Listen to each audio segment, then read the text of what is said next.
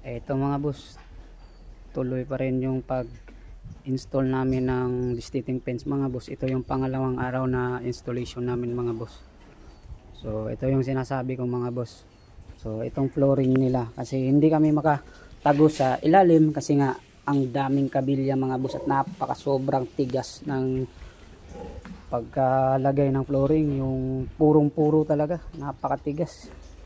So sabi ko sa may-ari, dahil hindi kami makalalim ng butas, so kung pwede is patungan na lang ng puro ulit para makuha natin yung tamang sukat ng unang tubo hanggang sa flooring mga boss, para kung may mga gilt na papasok is hindi lulusot mga boss, kasi mahirap pag masyadong malaki yung gap sa unang tubo at sa flooring niya.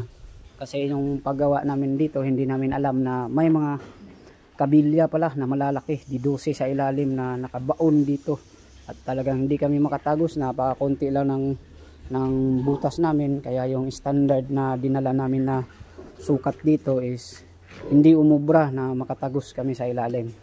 So ito, nag-request na kami, so ito sinimulan na rin nila na mag flooring kasabay ng pag-install namin. So patapos na rin to. So itong mga blue pipe mga boss, so nakabalot yan ng masking tape mga boss. So pag pintura kasi namin doon sa bahay namin, sa lugar namin, is binalot talaga namin to ng masking tape. So ang nakalagay dito mga boss sa ilalim is purong simento yan. So napakatigas niyan, hindi mo magalaw yan. So dikit na dikit yan. So mamaya lilinisan yan pagkatapos mag flooring. So tatanggalin lahat ng mga masking tape na nakadikit para lumitaw yung kulay ng blue pipe mga boss. So sinadya na lagyan ng blue pipe yan para hindi kalawangin yung mismong paanan ng distating fence natin mga boss. So ito yung mga ililipat nila na mga saws mga boss. So andun maraming mga gilt na ginagawa doon sa taas mga boss, andun dun sa kabila.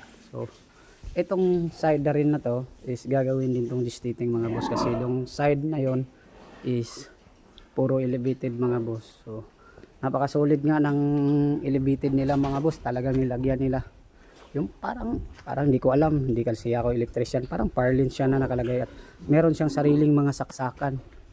O tingnan mo, may mga sariling saksakan yan, yung parang nasa taas talagang nilagyan ng ano, ng ganito. Ito, hindi ko alam kung anong tawag nito. So may mga sariling saksakan, so para sa ilaw na ganun. So solid, di ba? So napakaganda din pala na may sariling saksakan. So yung mga water system din dito is uulitin din mga boss, pati yung mga ilaw na nasa taas babaguhin daw sabi ni boss, at parang ito na yung ilaw sa mga biik. Siguro magtira na lang siguro. So, meron namang mga lights pala. So, siguro papalitan lang yan ng ano, mas hindi masyadong mababaw. So okay na yan, goods pa rin yan. So eto mga boss oh. So ito purong distating yan dito.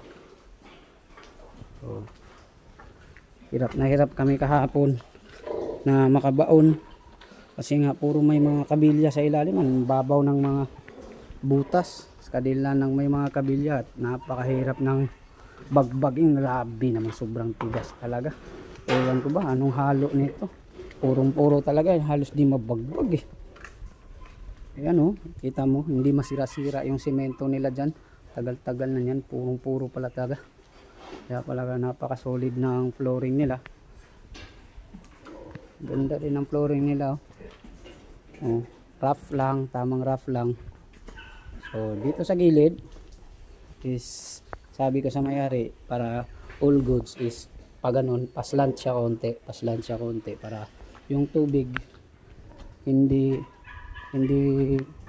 lang nakapondo dyan. So bababa yung tubig, baka may pumundo na tubig at masama sa mga inahin natin yung mga boss, na may raming tubig, nagkukos yun ng bakterya, dun nagpupundo yung mga bakterya. Mas maganda talaga pag dry na dry talaga mga boss. So tatapusin namin to ngayon mga boss, ngayong araw. At dito nakasunod na rin yung mga taga flooring. So tara, tapusin na natin to.